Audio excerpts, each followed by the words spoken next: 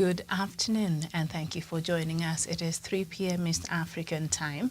This is Diaspora Dispatches. My name is Miriam Ogoto, and on the show, I get to bring you the latest news updates from the continent of Africa. I trust that your day has started off well. It is Monday, the 18th of July, 2022, a day otherwise known as Nelson Mandela Day. So a happy Nelson Mandela Day. And of course, today, July 18th, is Nelson Mandela Day, and the day recognizes the South Africa's leader's achievement in history on what would have been his 104th birthday.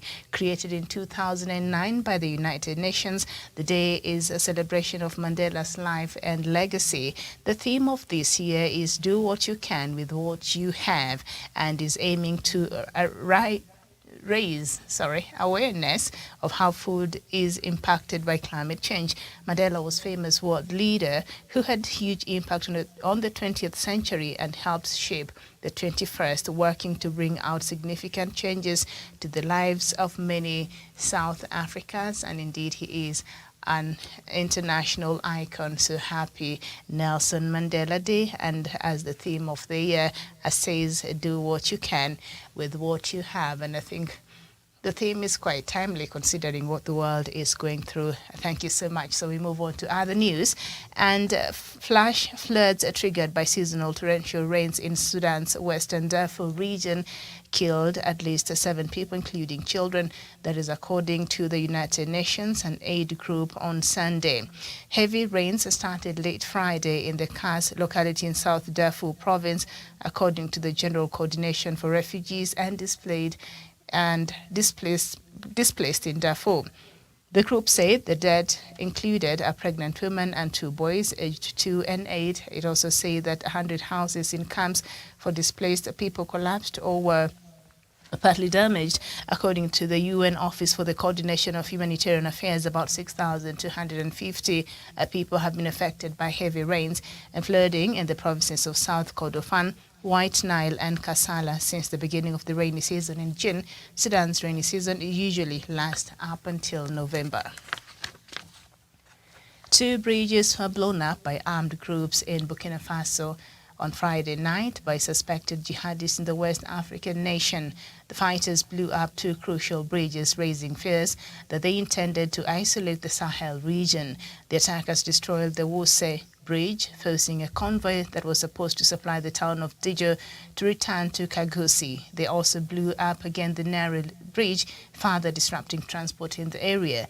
The bridge was attacked for the first time on June 30th, but work was carried out to allow people to continue using the road before being blown up again on Friday night. According to testimonies and images posted on social media, it is now practically impossible to get from the capital to Dori. The other bridge affected is the one located in the locality of Vuguse on the Kogosi-Bozanga road in the central north of Burkina Faso.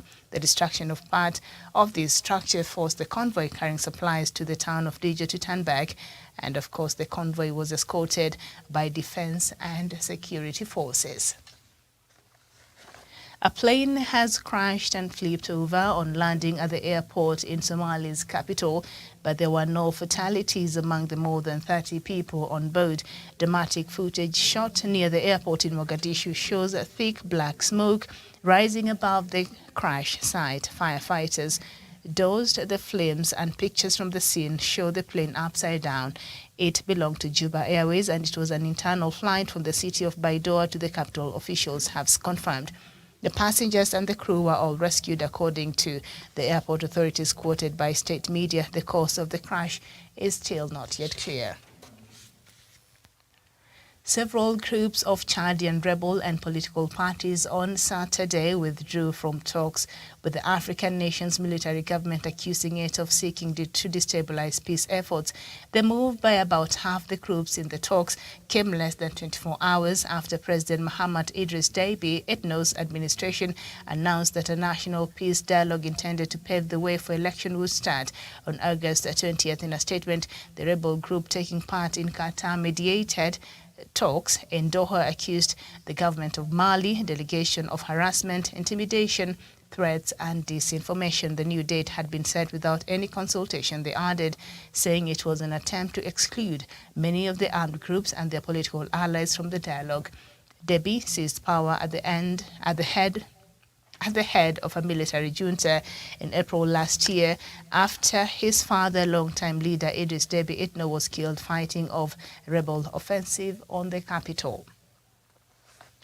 A British parliamentary committee has criticised the government's asylum policy, saying there was no evidence that sending migrants to Rwanda would deter people from crossing the channel in small boats. The British government insists the plan will stop such dangerous journeys, but the cross-party committee said ministers were putting forward a quick fix solutions.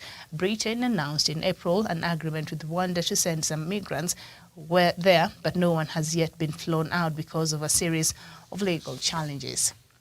And then we head over back to Sudan, and the country has reopened a key border crossing with Ethiopia that it closed last month after accusing Ethiopia of executing 7 of its soldiers.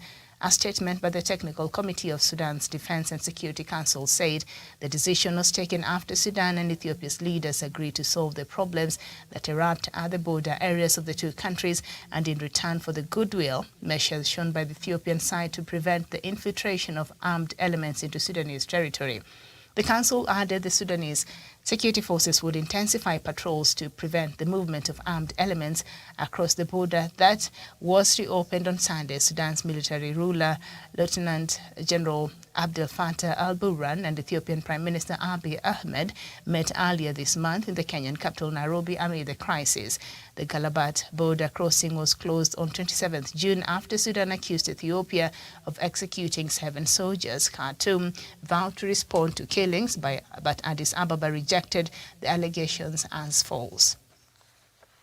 And still staying with Sudan, police in Sudan on Sunday fired tear gas at anti-coup protesters in the capital, Khartoum. The city has been the scene of regular demonstrations since the head of the army, General Fattah al-Burhan, took power in October last year, derailing a transition to civilian rule. The security forces had erected roadblocks and bridges on the Nile River linking Khartoum to its suburbs to try to prevent protesters gathering. Earlier this month, General Burhan vowed to make way for a civilian government, but civilian opposition groups rejected this move, calling it a ruse. Head over to Ghana, where the country has placed nearly 100 people in isolation after health officials confirmed the country's first 2 cases of the Marburg virus.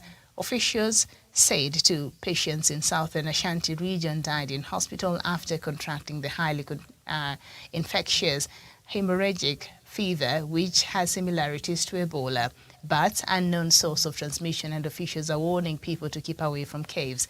It's only the second outbreak of the Marburg virus in West Africa after a single case in Guinea last year. And then we head over to Nigeria, and Nigerians north and Western Zamfara state government has suspended a Muslim traditional leader, also known as Emir, after a suspected kidnapping gang leader was appointed a traditional chief.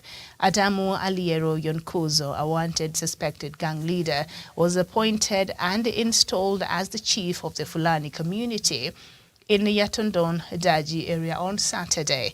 It reportedly came as a part of a peace deal with gangs after they agreed to lay down arms, but skeptics say similar agreements in the past were not honored by armed criminal gangs behind wanton killings and kidnappings for ransom in the region. Many Nigerians have expressed shock and anger following the appointment. Some say this has cast a shadow on the authorities' fight against the armed gangs. The Zamfara state government has now suspended the emir of Benin, Yandoto, who allegedly turbaned the leader and also disassociated itself from the appointment.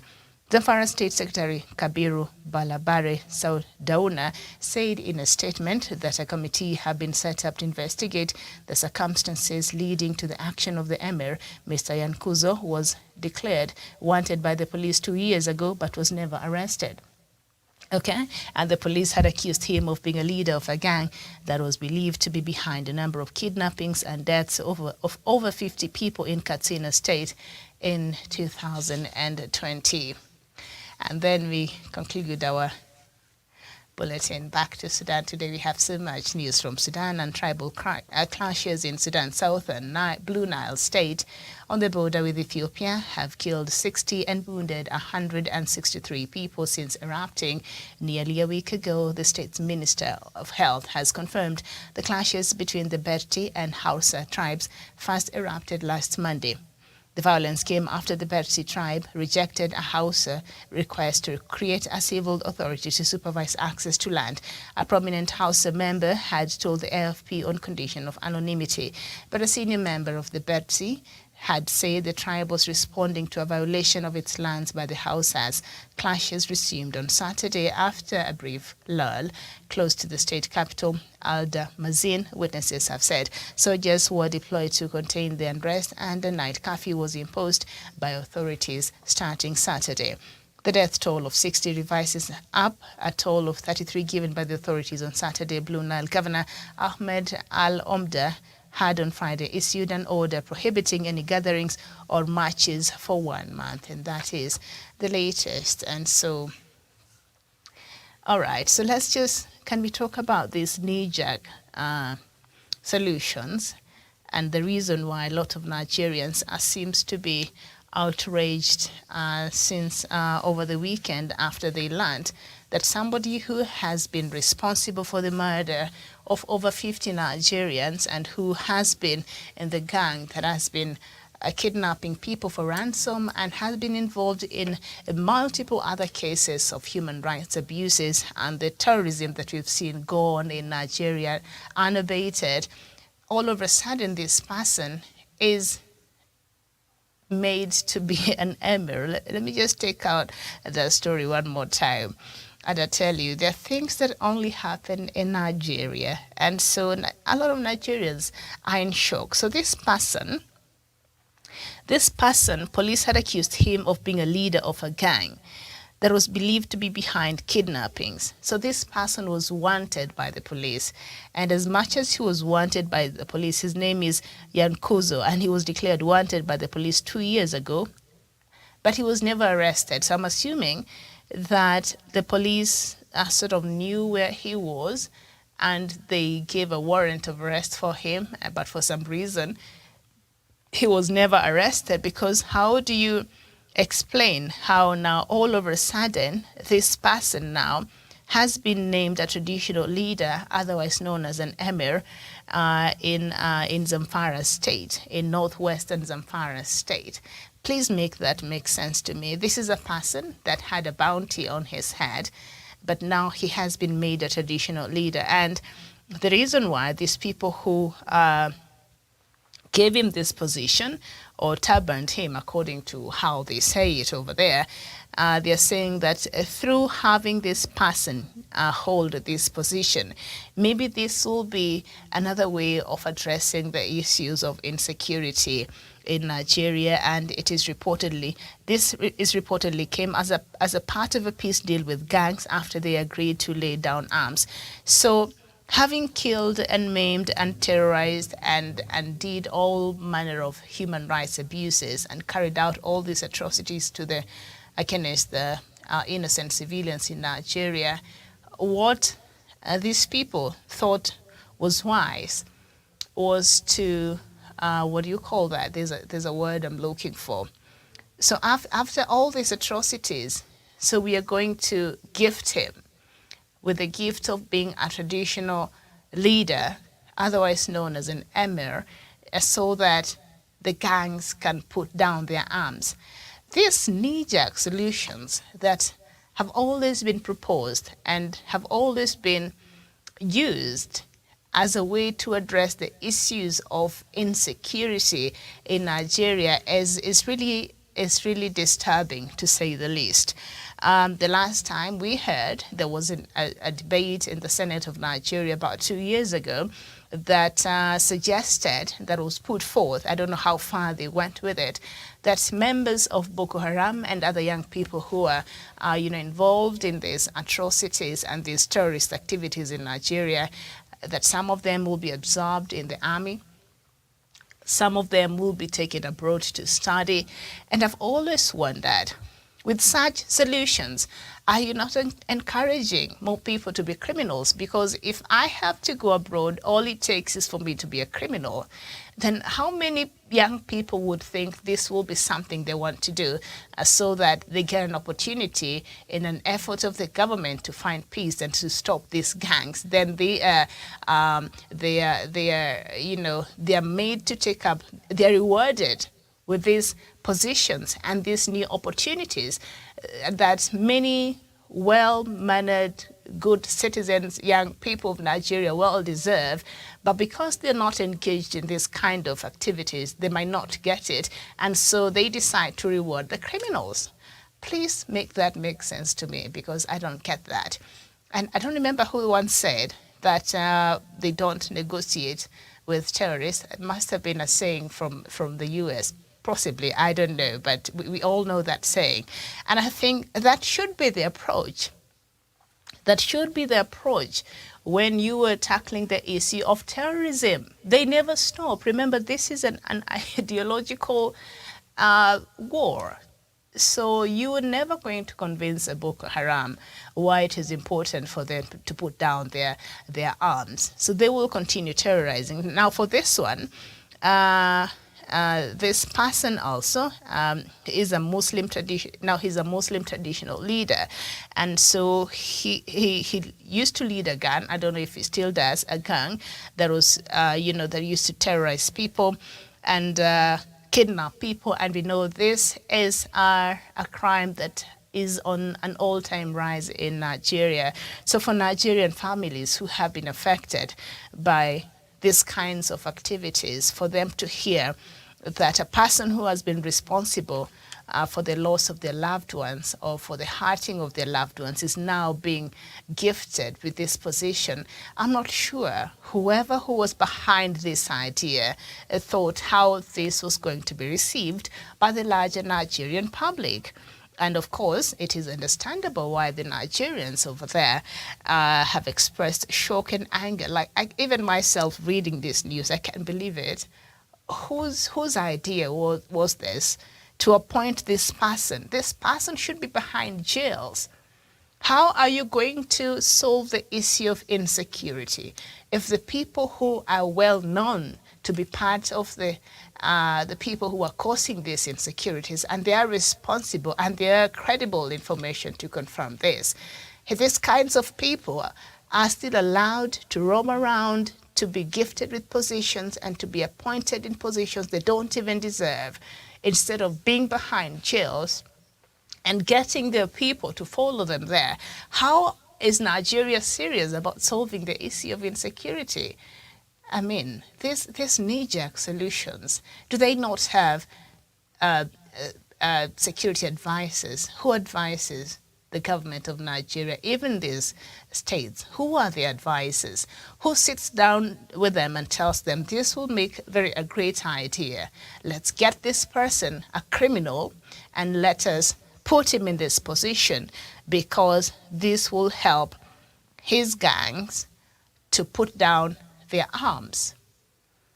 Has the government of Nigeria and the security forces in Nigeria completely been defeated and completely surrendered and just give up on them handling the security of Nigeria? Because when you look at solutions like this, when you look at moves like this just goes to show how much inept the Nigerian government is as far as the security of Nigeria is concerned. And I know this is an issue we make noise about here every day, but it is because it's very paramount. As we all know, Boko Haram started in Nigeria.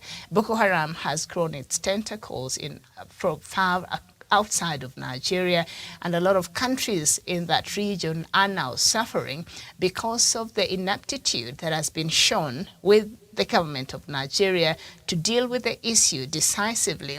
And now it is a problem not just in Nigeria, but far across the Sahel region. So that's why we must talk about it.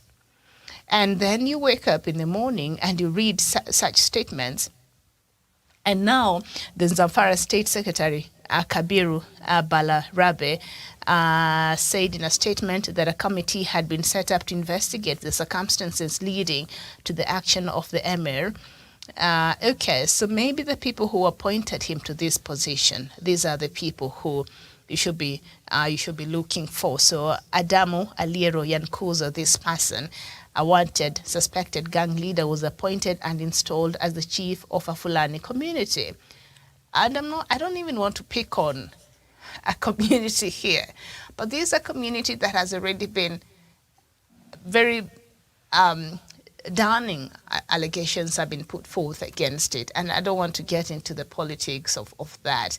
I'll leave that to the Nigerian people. So by doing this, you're not helping the matter.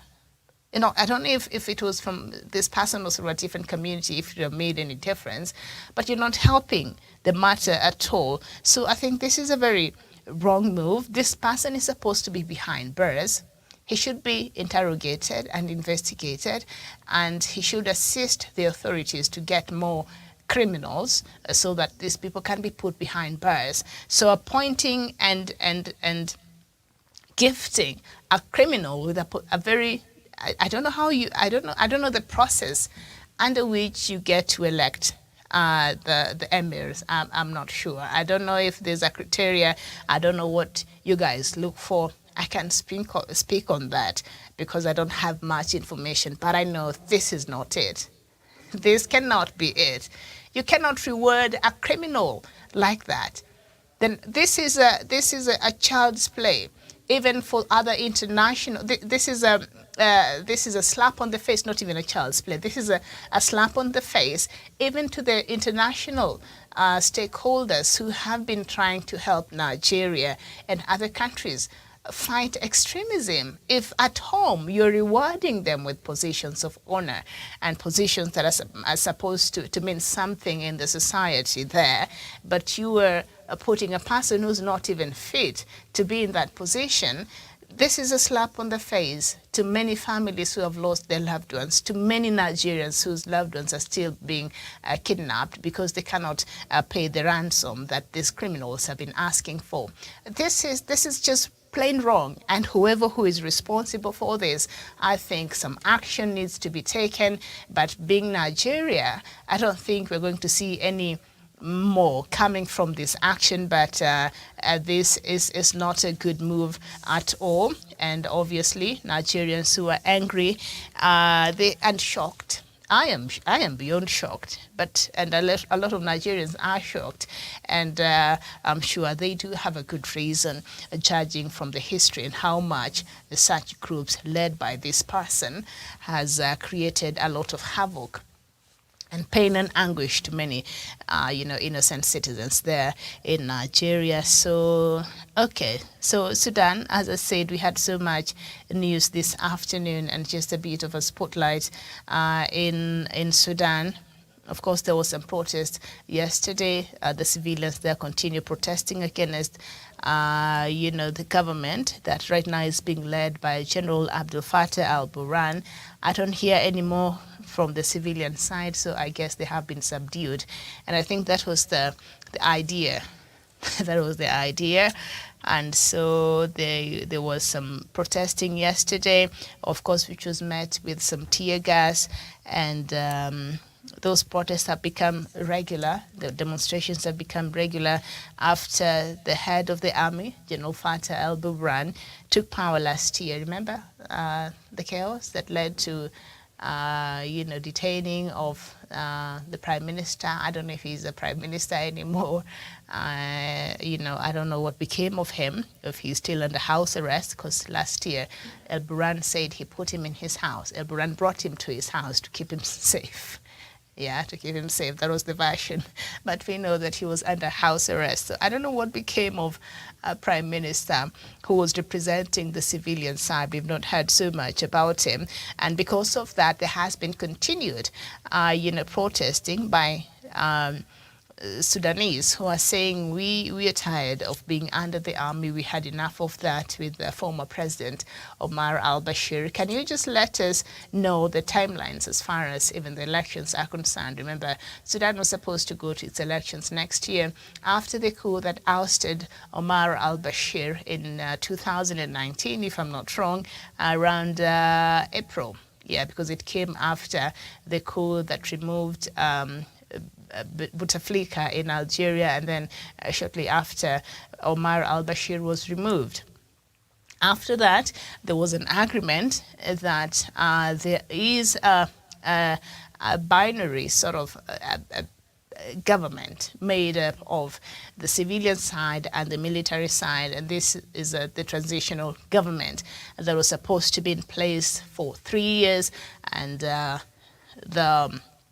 constitution of Sudan was suspended and all those things, and we thought perhaps Sudan was on a path of finally maybe the people getting what they want and what they were protesting about. I don't know, but remember, it just started from lack of bread, and then it became something else, and now we're talking about democracy there and the calls for it. And so the time is surely slowly coming to an end, and I think the timeline to have an election was meant to be next year. I don't see that happening. I don't think the army officials will be ready to conduct and facilitate an election. It's not going to happen. Is Sudan ready for a civilian rule? I'm not sure. Former President Omar al-Bashir, remember, he was a general and he came to power through a coup. And under him, Sudan has been led under a very military way style, so military has had a lot of say in the happenings of Sudan. They did have a lot of say during Omar al-Bashir. He led by the military, okay? And that is what kept him in power for 30 years. So that is what the country was, and that is what the generals know, that they are supposed to be in close contact to power. So telling them to return to the barracks is going to be a daunting task. And I think that is where there is a disagreement. I don't think they're willing to let go of power and just trust the leadership of Sudan with the civilian. I don't see that happening. That is supposed to be next year, and right now they're supposed to be working on a couple of things. I guess if they suspended the constitution, then maybe they're supposed to be working on a new constitution and possibly a referendum.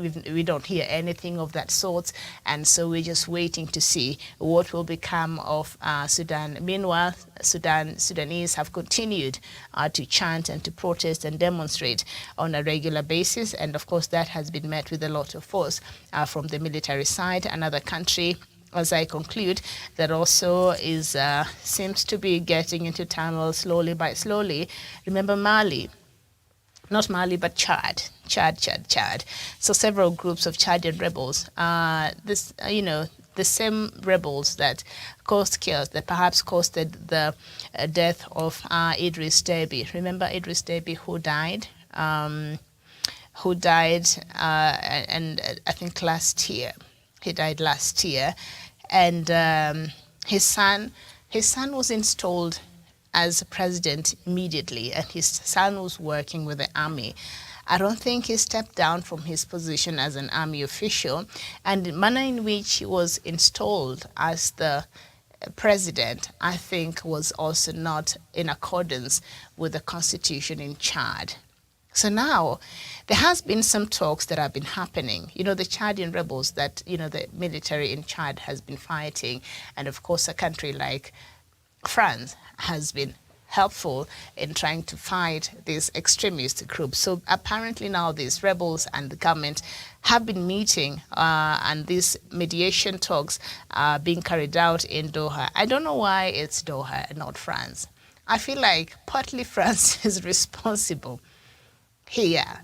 This crisis we're now seeing in Chad, I feel like France is partly responsible, and I'll tell you why. So now on Saturday, these rebel groups withdrew and the political parties on Saturday withdrew from talks with the African nation's military government. They're saying we can't talk, accusing it of seeking to destabilize peace efforts.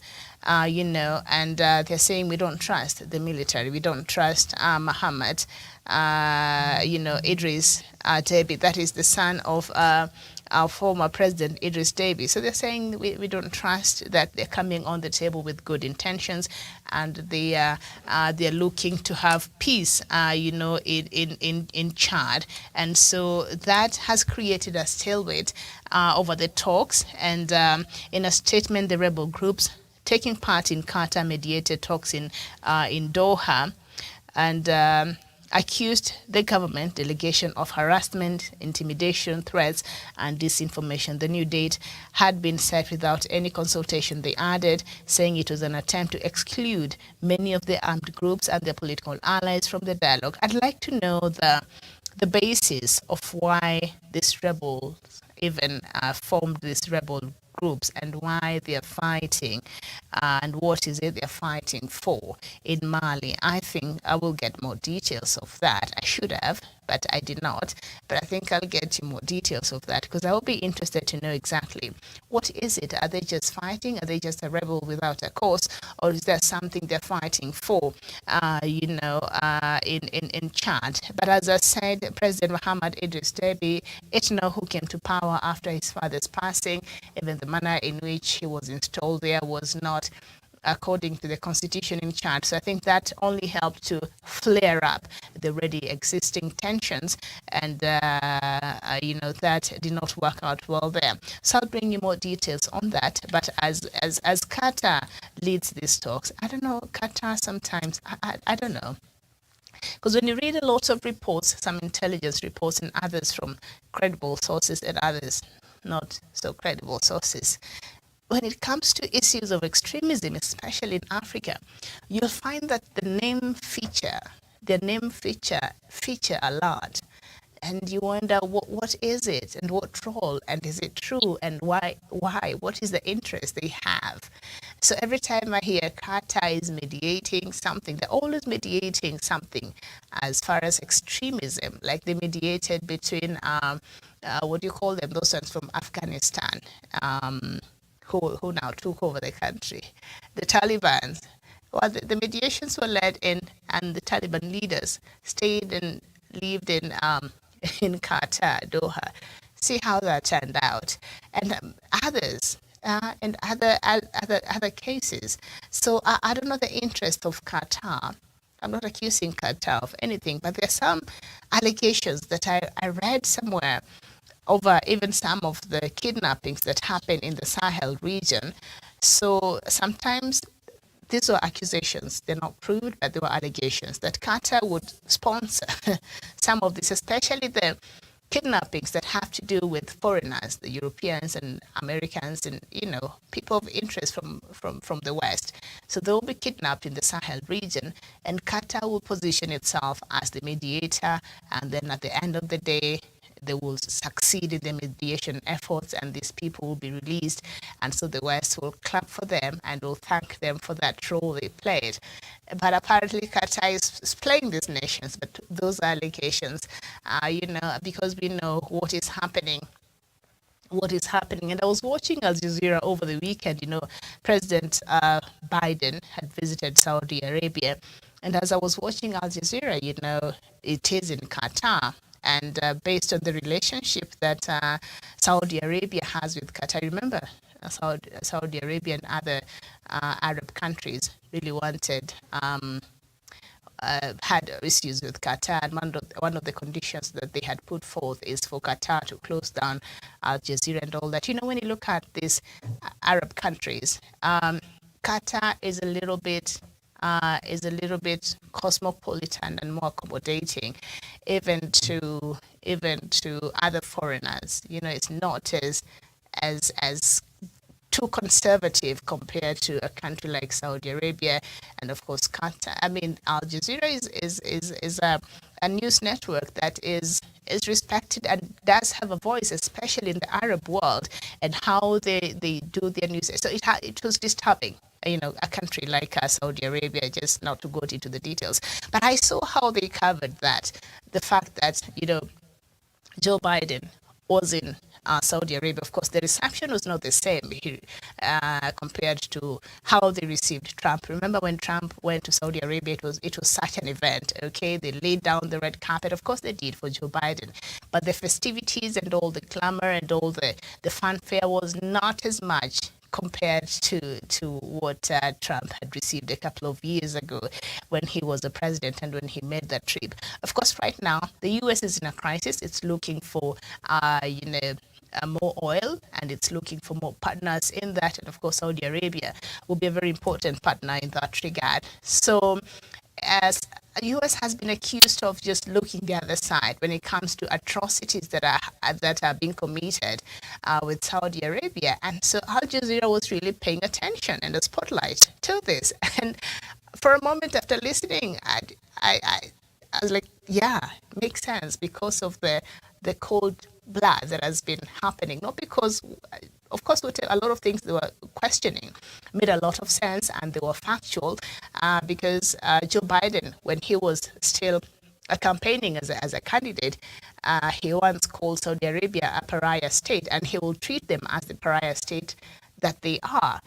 But now he is in the pariah state, trying to do business with them and trying to have oil contracts with them. And so I think they're posing very important question, and perhaps they were questioning President Joe Biden's, double speak. But it was quite interesting to see how much spotlight they put on that, and of course the other personal interest they have in, painting Saudi in another light. And of course, the issue of Khashoggi played out and the way US just downplayed that. And if that was, say, a country like, I like using Zimbabwe, if he was murdered and Zimbabwe had anything to do with that, you know how that would have turned out. So you see how the double speak as far as these Western leaders and how they do their things and how they do their foreign policy.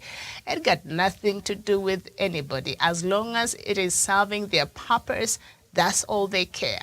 And that's how they have crafted their foreign policy. As long as they're benefiting and the people are benefiting, the rest of you, they'll put measures in place that will be very punitive if they're not getting anything from you guys. So it was very interesting, and I noted that. Charles Munga, good afternoon, and thank you so much.